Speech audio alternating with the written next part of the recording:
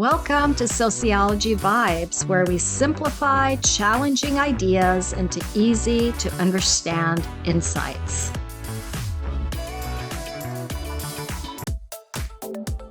Today, our focus is on the sociological explanation of reference groups.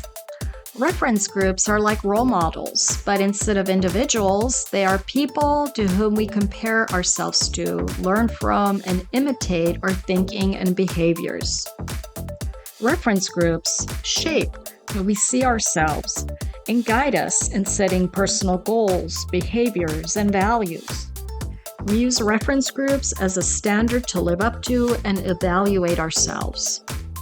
We contemplate questions such as, is this how I should behave? Am I doing this right? How do I measure up?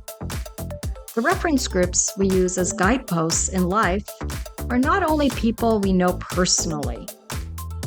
Examples include our families, peer groups, occupational associations, coaches, religious organizations, and celebrities, among many others.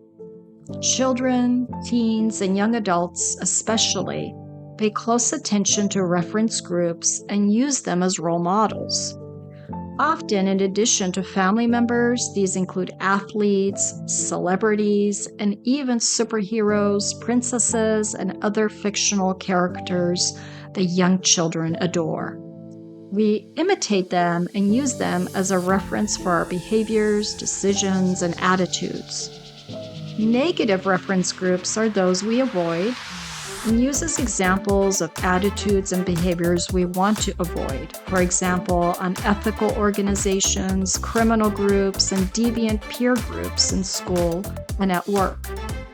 As adults, our reference groups tend to be employment-related and include professional associations, trade groups, work groups, and senior-level employees and managers. We might follow trendsetters, influencers, gurus, professional development coaches, whose products and services we consume because we see them as helping us achieve our goals.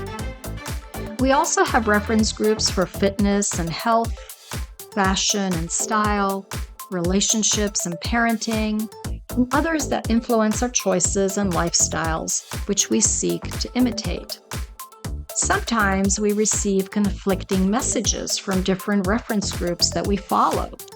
For example, athletes using steroids, cheating, or gambling, corporations, businesses, or politicians being found guilty of corruption or financial misdeeds, and family members exhibiting contrary or contradictory behaviors, similar to the saying, "Do as I say, not as I do."